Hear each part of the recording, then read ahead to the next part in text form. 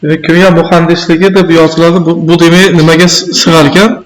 Ko'chirib qo'yamiz. O'rtaga ko'chiramiz. Mana. Bu yerga nima yozilardi? Bitta kimyo deb yozib qo'ysak tushunarli bo'lsa kerak, a? Bitta kimyo deymiz, demak kimyo bu fakultetning nomi bu. Demak buni ko'chiramiz. O'rtaga ko'chiramiz.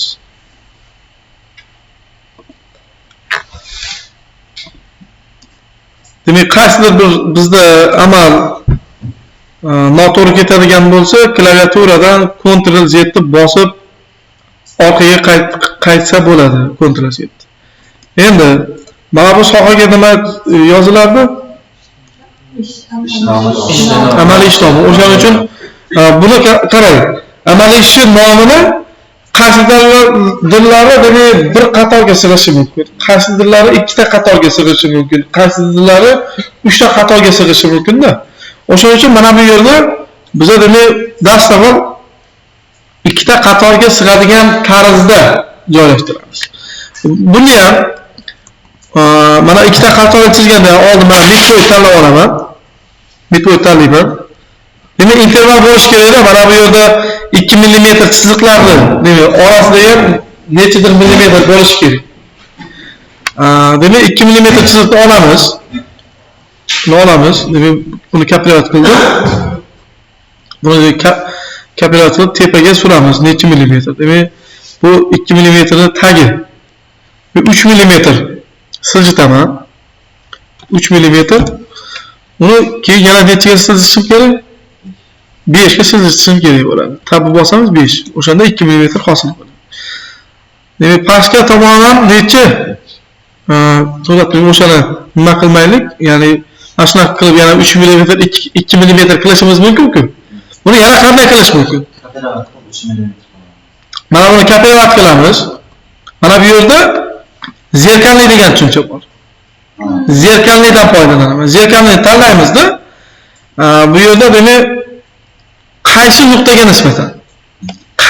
nuqtaga nisbatan zerkalli ko'rsin degan savol tug'iladi. O'shaning uchun biz bu yerda qaysi nuqtani tanlaymiz? O'rta nuqtani tanlaymiz mana bu yerdan.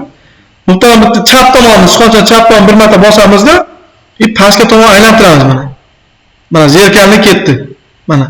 Undan keyin bitta demak bosamiz, bizda so'rayapti. Erase source object deb so'rayapti. Bizda hozir bu noto'g'ri bo'ldi. Chunki kish bo'ldi. Escape ni bitta bosamiz. Belgilaymiz. Demak zerkallikni olamizda. Mana. Bitta bosamiz. Mana erase source object. Yes or no bor. Nima degani bu? Ya'ni manba obyektini o'chirasizmi deyapti. Agar yes bosadigan bo'lsam, birinchi belgilagan o'chib ketadi. Bu turish kerak. O'sha uchun noni bitta bosib qo'yamiz. Mana avtomatik nima qildi? O'sha. Ya'ni mana bu masofa saqlanadi. Mana bu yerdagi masofa, bu yerdagi masofa. Mana bu chiziqqa nisbatan simmetrik ko'chirib oldi. Zerkalning bitta yaxshi tomoni. O'rta bitta chiziq o'chiramiz. Kimyo muhandisligidan kaplyat qilganim ma'qul, chunki so'zlar juda ham ko'proq. Bu yerga yozamiz. Va bu yerga. Hop. Bizada birinchi ish nima edi? Birinchi ish bizada chizma qalamlar bilan ishlash. Biz buni asta-katta qilmaymiz. Ikkinchi ish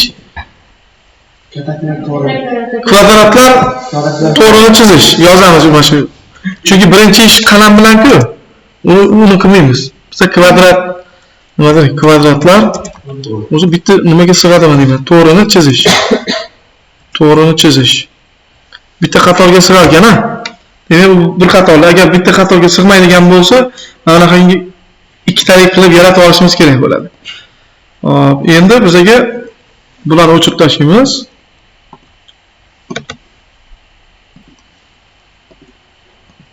Yozuv o'zini ham demak biz 2 mm ga joylashtirganimizni ikkita tomondagi masofani hisoblab ketaylik. Ya'ni bu tomonga qo'yamiz. Bitta tomonga. Ha? Yoki bu tomonga. Yoki da tepaga yoki pastga. Iloji boricha to'rtburchakni nimasiga joylashtirish kerak? Markazga joylashtirishimiz kerak. Tushuntirib oldimmi? To'rtburchakni markazga joylashtirishimiz kerak bo'ladi. Hop, surishim kerak. Sal demak chaproq suraman. bitta bosaman. Endi buni sal tepaga nima qilish kerak? Ko'tarish kerak bo'ladi.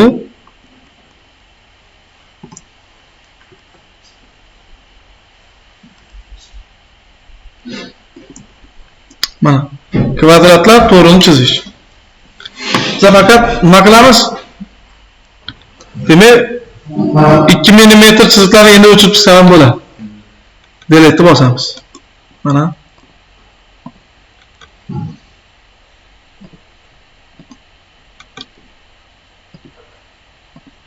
Mana. Endi to'g'ri bo'ldimi? Demak, biz demak tugatdik. Sahifani belgiladik, ramkani chizdik, bo'shash ta'mini chizdik, ichidagi yozuvlarni ham nima qildik? Kiritdik. Endi mana shu bitta yaratib olasiz-ku. Mana shu bitta yaratib olganingizdan keyin boshqa analiz mana shuni kapitalizatsiya qilsak bo'ladi. Demak, mana birinchi ish uchun, ikkinchi ish uchun ham nima qilib o'tirmaymiz, buni belgilaymiz, nima qilamiz? Kapitalizatsiya qo'yaman. Demak, buni ikkinchi ish uchun deyman. Mana yoniga. Yoki yana nima qilish mumkin? Yana ko'paytirish mumkin. Tushuntira oldimmi? Bitta yaratib olasiz, o'sha bitta yaratilgani qolgan ishlar uchun ham demak foydalansak bo'ladi. Bizda demak qo'lda chizganda yo'lda nima qilyapman? Yo'ldan chizyapman. Uni afzallik tomoni. Hop, demak kvadratlar to'g'rini chizishda o'lchamlar qanday edi?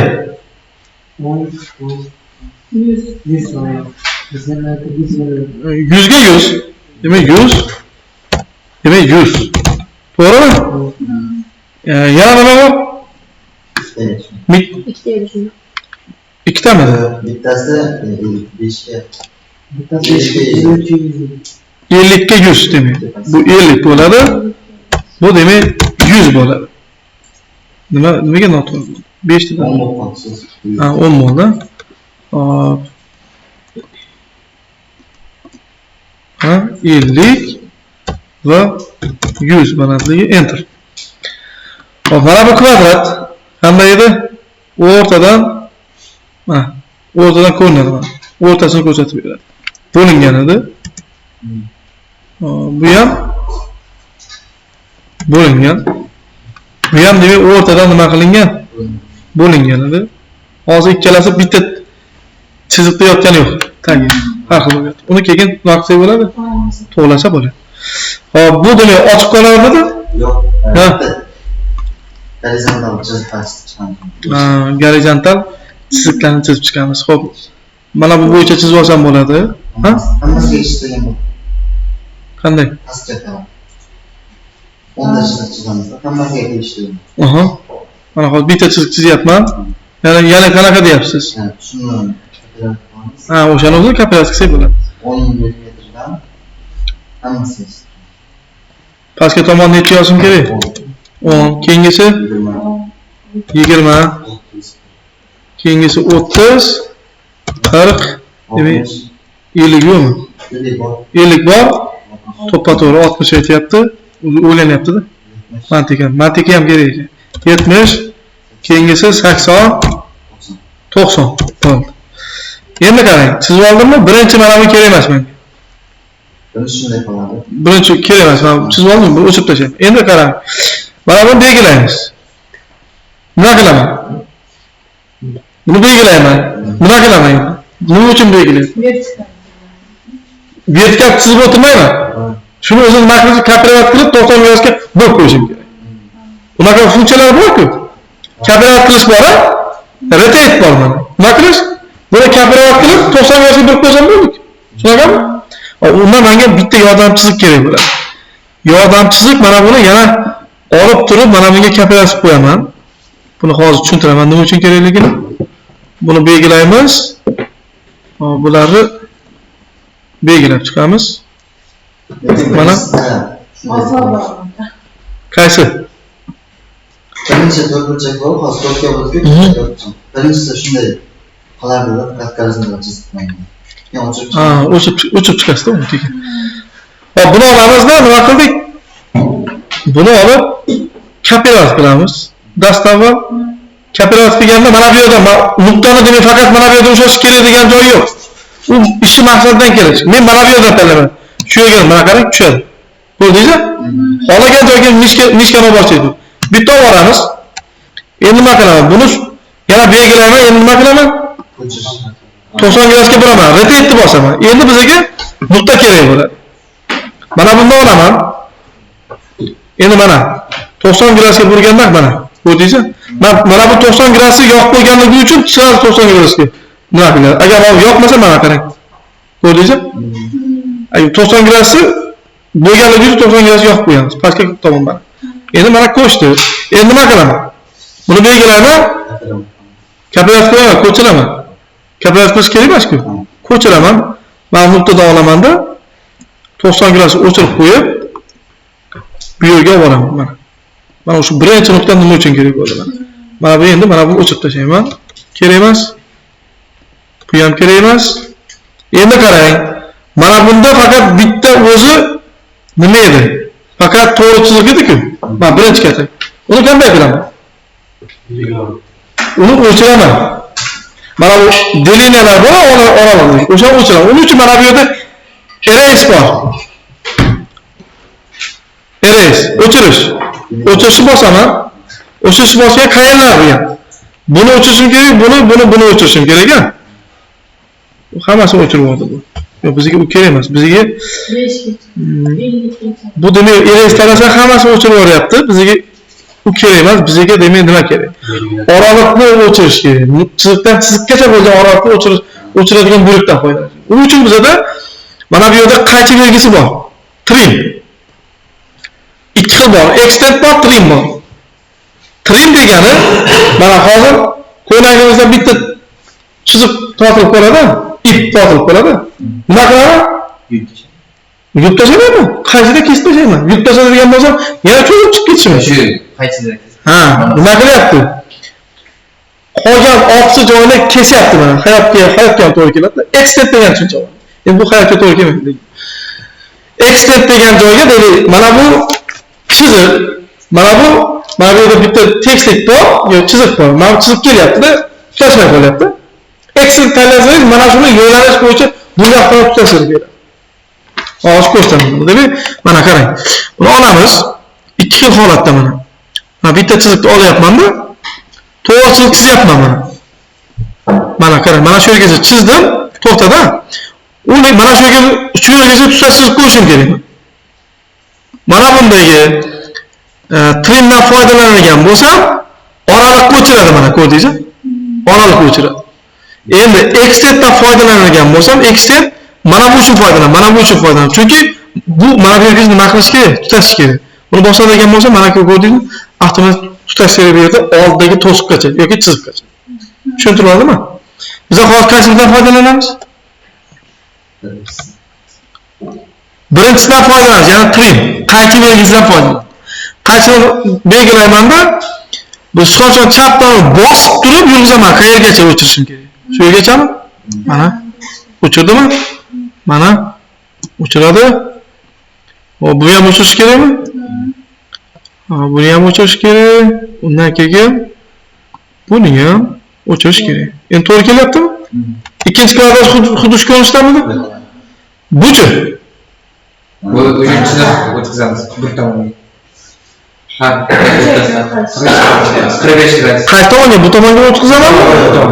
Mana shu tomonga. Chapdan. Demak, bu tomongami? Chapdan o'ngga. Bu tomonga? Ha, mana. Endi qarang, mana bunda aniq chiqadi. Qo'lda sizlarda nima chiqmaydi? Juda ham aniq chiqmaydi. Nima uchun? Boya mana chiziq kesib o'tganda nima qilish kerak? Mana bu yerdan bitta o'tkazaylik. Mana shunday olamanda, mana bunga tutashtirishim kerak bo'ladimi? 90 gradus o'chirib qo'yaman endi. Mana bu yerda sizlarda xatolik bo'ladi-da. Mana shu yerda. O'sha nuqtadan kesgan nuqtada o'tmaydi. Sabab nima? O'lchamni aniq olmaganingizda. O'shancha aytyapmiz biz. Bekorga aytmayman. O'lchamni juda ham aniq olishimiz kerak. O'lcham juda ham aniq olishimiz kerak. Hop, yana o'shani takrorlayman. Olamizda buni demak bunaqasiga chizib chiqamiz. Hop. Bu ham xuddi shunaqa bo'layapti. Aha. Ana. Endi siz bunday qo'rqsangiz to'g'ri chizib qo'ying. Shu yerga tortsam bo'lmaydi. To'g'ri bo'lyaptimi? To'g'ri. Chunki qo'lda chizsa ham xuddi shunaqa chizganmisiz-a? Mana. To'g'ri bo'ladimi shunda? Hop. Hop, mana yana chizamiz.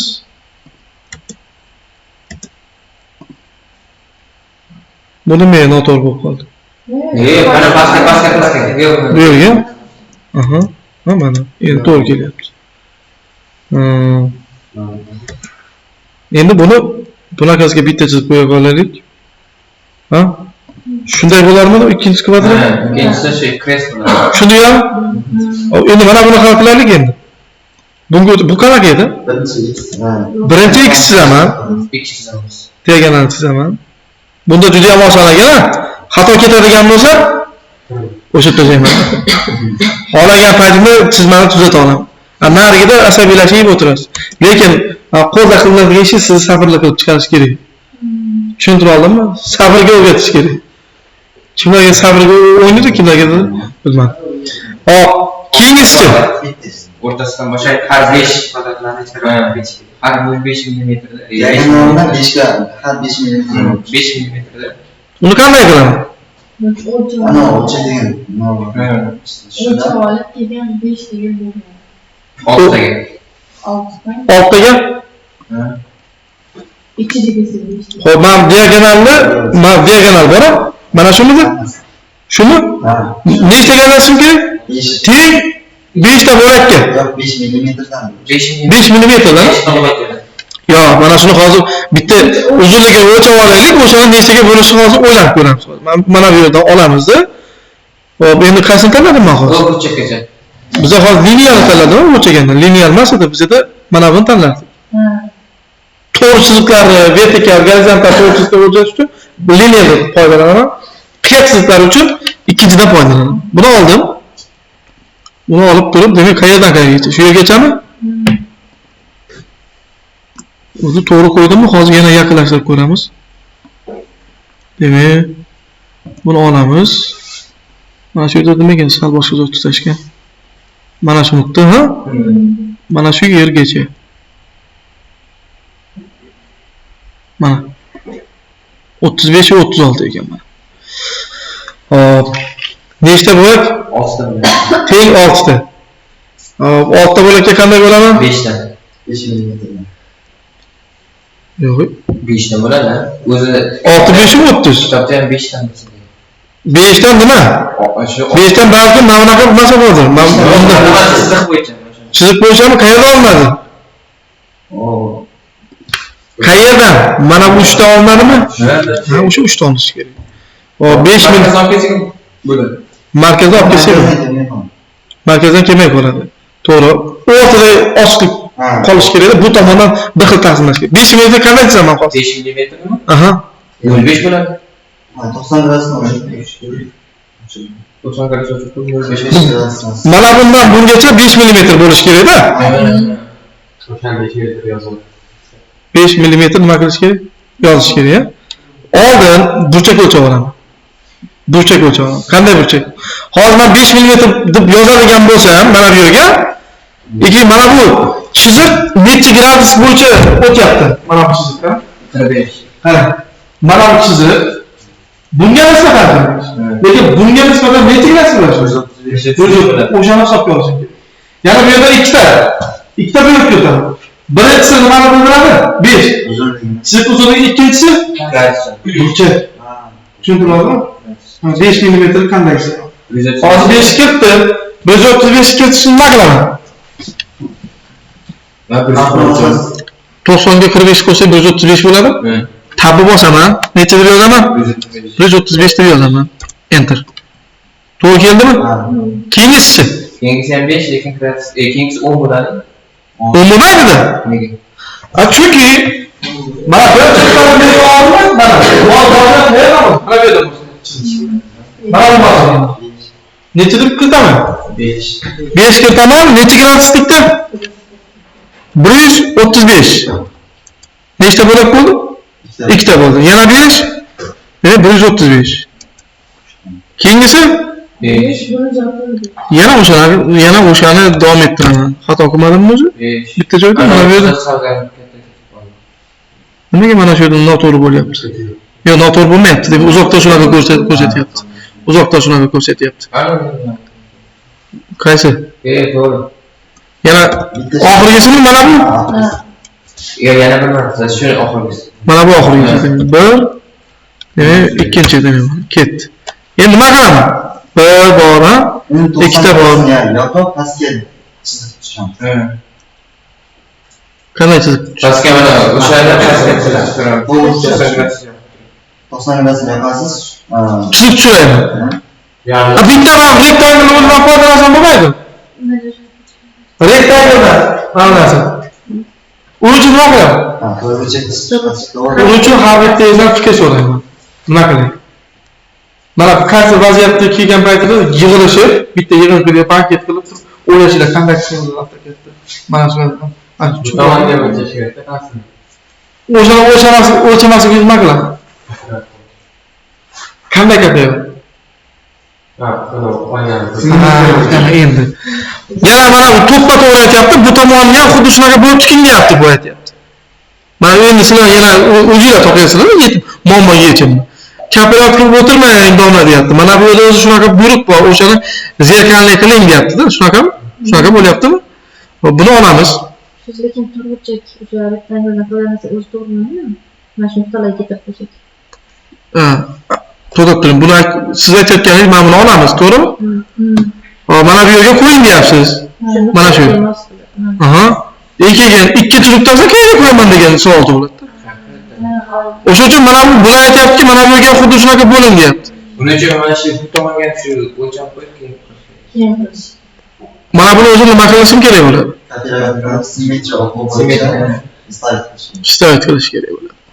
Hozir to'xtab turing, o'shani hozir kapiravatni ham ko'rib chiqamiz-da. Yo'q, simmetriyani ko'rib chiqamiz. Bular aytayotgan simmetrik qilyapti. Simmetrik qilish uchun mana buni bosishim kerakmi? Mirrorni bosaman, nuqtani qayerga qo'yaman? O'rtaga nuqtaga qo'yaman. Endi nima qilaman? 90 gradus yoqaymi, yoqmaymi? Yoqmayman. Mana qarang, birinchi nuqtani bu yerga qo'ydim-ku. Mana suryapman, qarang, surilyapti. Nuqtani mana bu yerga qo'yib qo'yasiz-da. Mana. Mana bu chiziqqa nisbatan bo'ladi-da. Tushuntira oldimmi? Chiziqqa nisbatan. Keyingi nuqtani mana bu yerga qo'yaman. Shunda simmetrik bo'ladi. Mana yaqinlashtirib, yanada yaqinlashtiraman-da shu yerga qo'yaman. Mana chiziq mana bu yerda, qarang, yonida. Ko'rdingizmi? O'sha uchun aylantirib ko'rasizlar, mirrorni tanlagan. Bitta bosamiz. Nima deydi mana shu yerda? No bo'ladi. Nima uchun? Ha, mana. Endi boyaga bular aytayotganda rektangldan endi foydalansam bo'ladi. Rektanglni tanlayman. Mana bu birinchisi. Mana shu yerdamidi? Mana shu yerda. Bu nima ekan? Bu midpoint ekan, bu o'rtasi ekan. Bular aytayotgandek. To'ppa-to'p. Bu midpoint o'rtasi bu. Ikkalasini tutashgan joy bor, mana. To'rtburchak bo'lyapti. To'rtburchakni chiqarib olamizda. Bu tomonga qarab tortamiz. Mana shu yerda ham bitta to'rtburchak chiqishi kerak. Mana. Mana-ku. bu ikkinchisi bu. Bu midpoint-ku bu. Uchburchak midpoint. Midpoint degani o'rta nuqta degani. Chiziqning o'rtasi degani. Bu to'rtburchak borku mana bu. To'rtburchak hosil bo'lyapti. Mana bu yerda uchburchak hosil bo'lyapti. O'zi o'rtaga ketib kerak emasmi? Katta o'tib ketadi-da. O'zi katta o'tib ketadi. Yo'q, bitta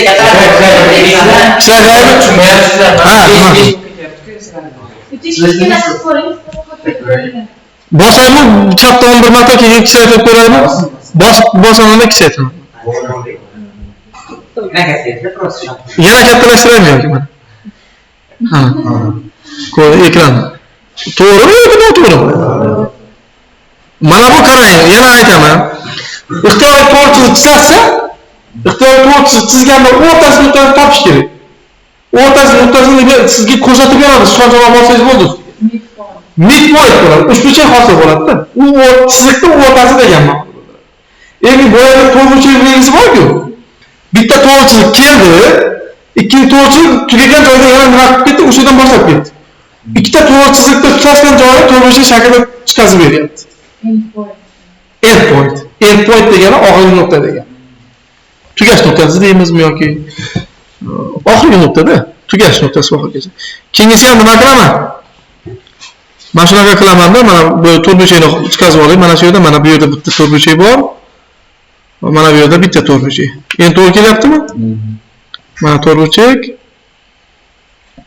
Mana AutoCADda juda ham osonroq ekan. Nimagadir? Juda oson. Xato ketsa ham to'g'rilay olaman. Bu demak mana bu oxirgisi bo'lsa kerak ekan. Mana. Bo'ladimi? Bo'ladi. Endi mana bu chizib oldinglar-ku, bu oraliqdagi kichkina mana chiziqlar bor-ku. Bitta-bitta o'chirib chiqsangiz bo'ladi. Tushuntirib oldimmi? O'chirib tashlash. Yo'q, o'chirib tashlash. Chunki uni ko'rsataman. Aha, bo'ladi. O'chirib tashlamasangiz mana shu yerda nuqta buni keyin buni saqlanib qilamiz-ku. PDF ga, JPEG ga saqlanib qilganda mana shu yerda chiziqlar to'qroq qalin bo'lib ko'rinib qolishi mumkin-da. Shu hisobiga o'chirib tashlang. Bitta belgilaysiz. Mana bitta mana qilib belgilasangiz bo'ladi. Keyin o'chirsangiz bo'ladi. Olamizda. Endi delete bosamiz. O'chdimi? O'zi mana bu yerda uzoqda qaraganda boshqacha qilib ko'rsatadi tugash chiziqlar. Yaqinlashtirsa, lekin birga to'g'ri kelyapti. Yoki buni PDF ga saqlanib qilgan paytimizda bu demak o'shalarga qalin bo'lishi mumkin-da. Tushuntirib oldimmi? Buni qog'ozga chiqarasizlar, o'sha paytda neto bo'lishi mumkin. Endi mana bu kvadrat qanday bo'ladi? Bunga ham x chizamiz. Bunga ham x chizamiz. Keyin o'rtasidan tomonlarni markazlarni tanishtiramiz. Xo'p, x chizaman hozir mana. Keyin nima qilaman? Yana markazlarni tanishtiramiz. Midpoint bo'lishi kerak mana shu yerda. Mana bu yerda, mana.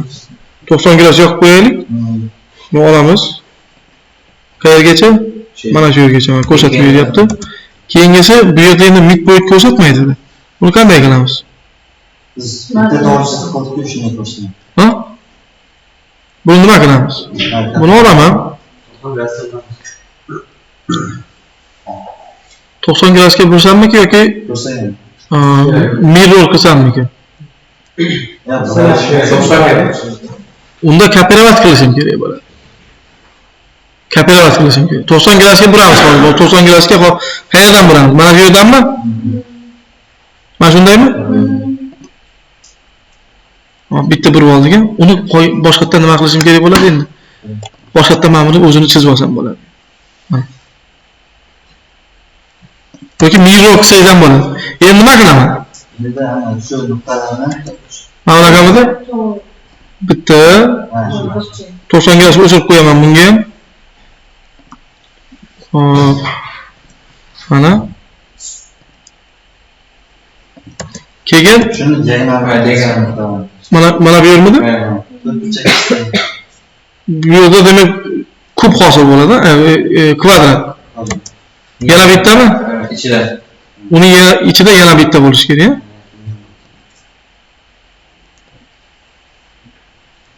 Yana ichida. Oxirgisimi yoki yana bitta bormi? Bu ham kvadrat, adashmasam. Bizlar mana bu an'anaviyda mana shunaqangi chizmalarni chizib turib, qo'limizga qalamga qog'oz yo'rgatib oldik-da. Endi biz xuddi shu narsalarni AutoCADda chizib turib, biz o'zimizni AutoCADga moslashtirib, adaptatsiya qilib olishimiz kerak. Tushuntirib oldimmi? Maqsad shu. Har oddiy chizma bu. Oddiy chizma, lekin o'sha oddiy chizma bizga AutoCADga adaptatsiya qilishga xizmat qiladi. Mana shu oddiy chizmalardan murakkablarga o'tamiz keyin. Undan keyingi chizma qanday bo'ladi? Xo'p, bu demak AutoCADdagi birinchi chizma ish bo'ladi bu. Tushuntirib oldimmi? Undan keyingisi nima bor edi? Bundan keyingi chizgan chizmalaringiz bu tushda qildingiz, birinchidan tushda qildingiz, undan keyin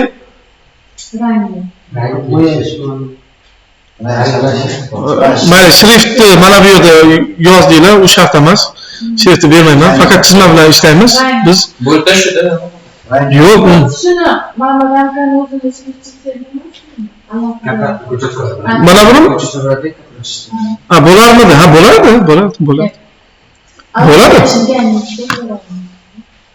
Endi alohida chizganim sababi mana bu yerda mana bularga tegib ketmay qolay deb mana bu yerda chizib turib, keyin buni maqsak bo'ladi.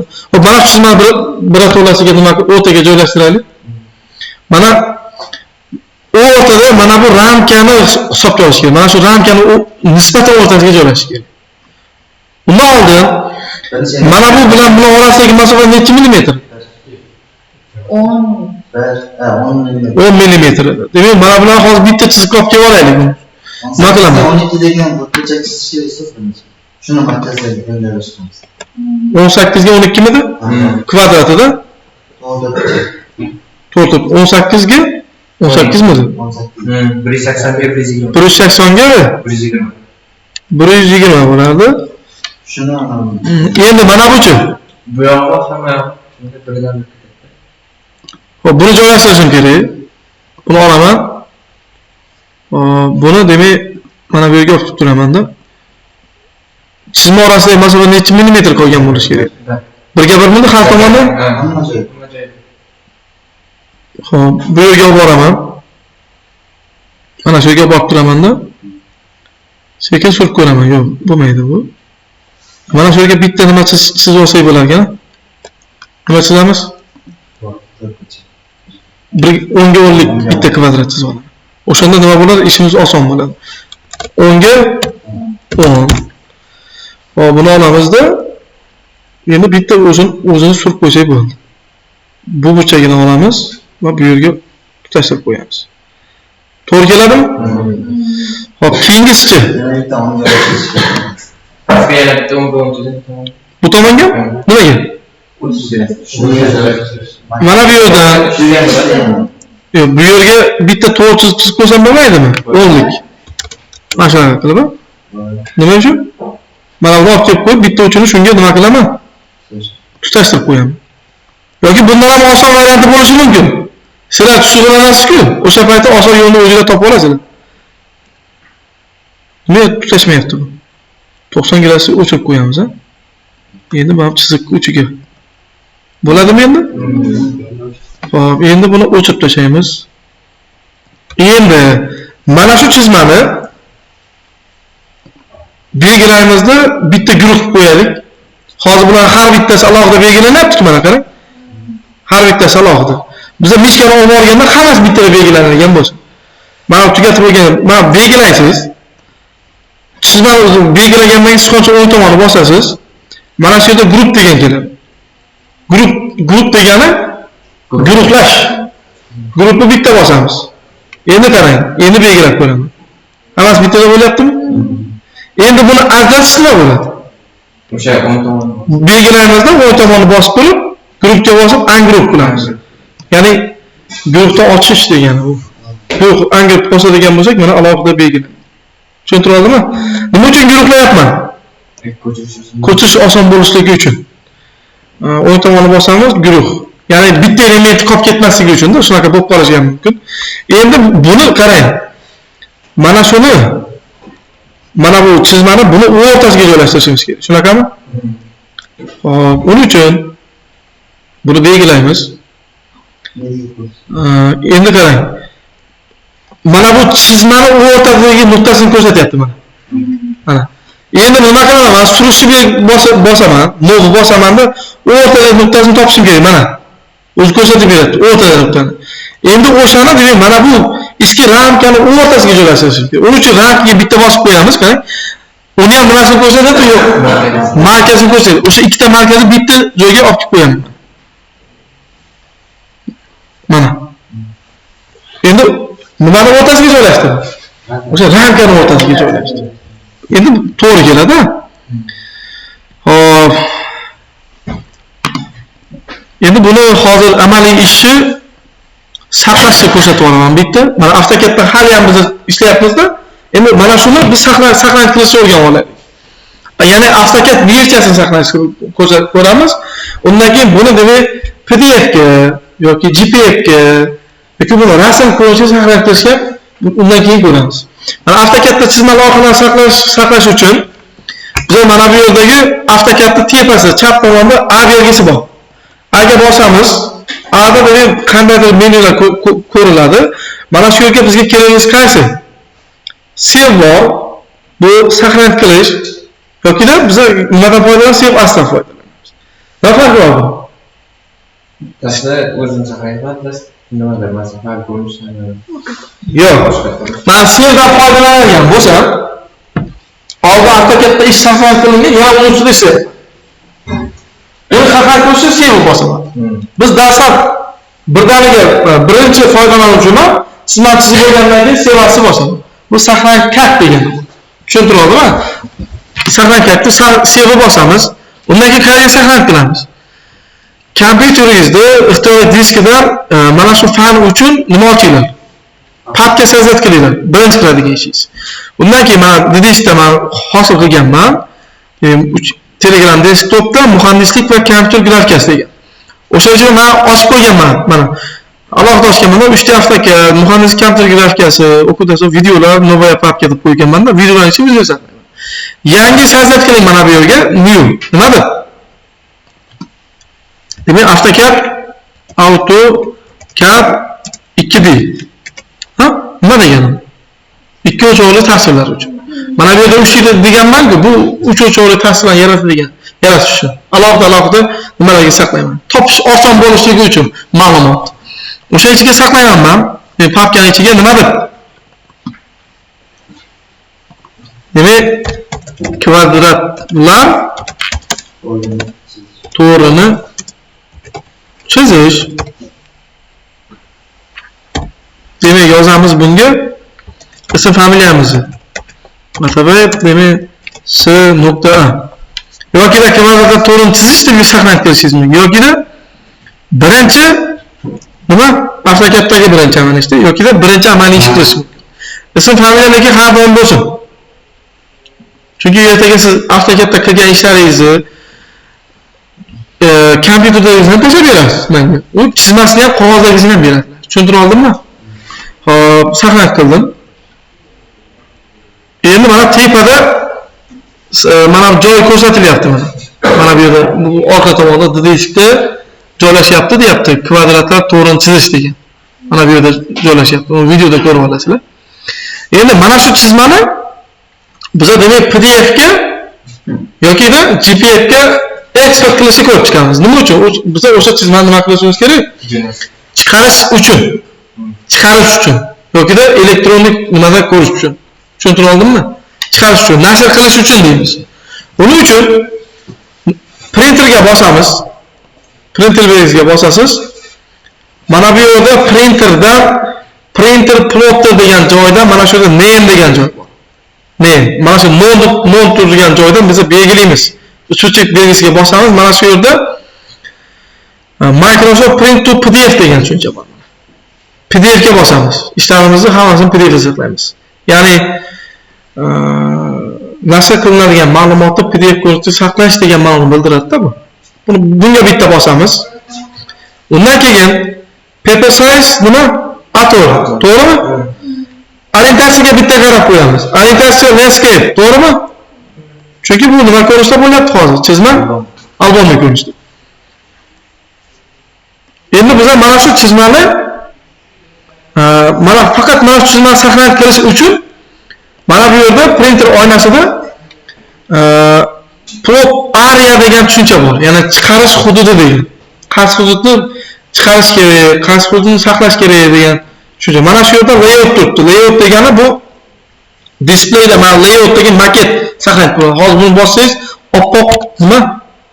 Qog'oz saqlanib qo'yiladi. Bizga chizmamiz lekin bu tomon. Mana bu tomon. Mana shu yerdan layoutdan windowga bosasiz.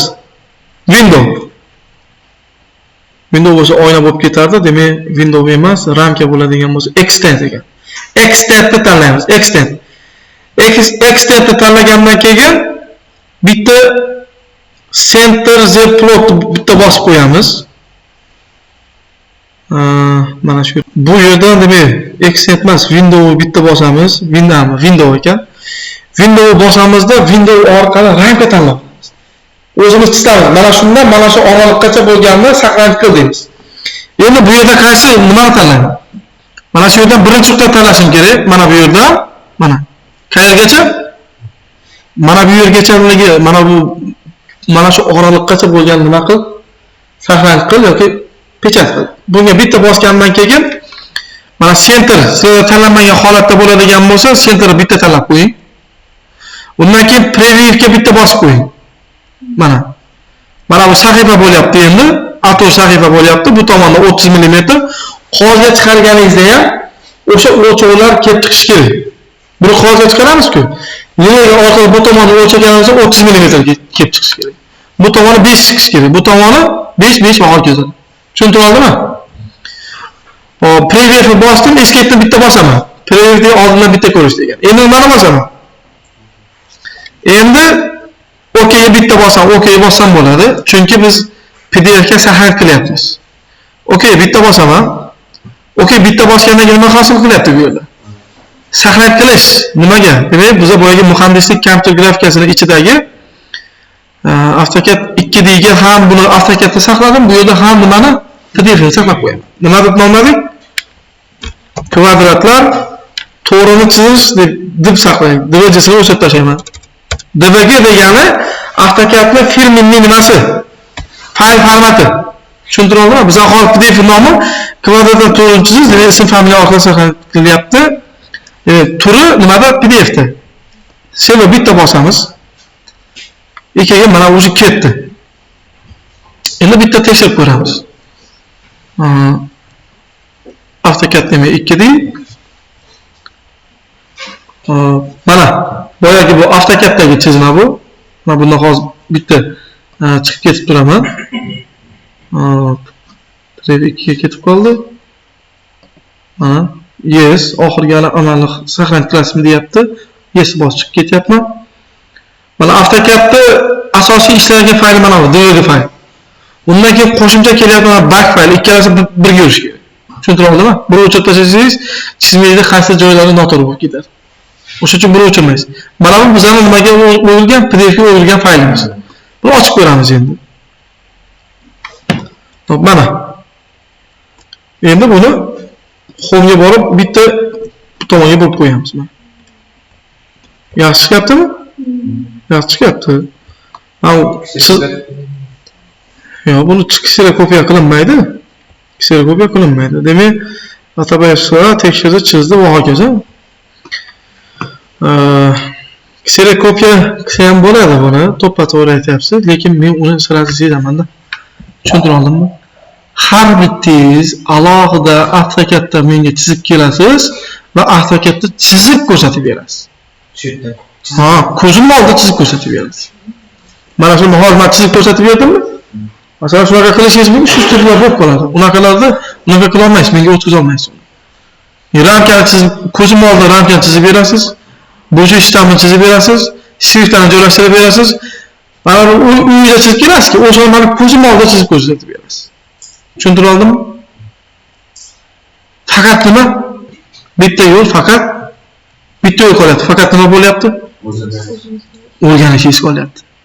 O'zingiz shaxsiy, mustaqil o'rganishingiz qolyapti. Tushuntirib oldimmi? Bu O'sha AutoCADda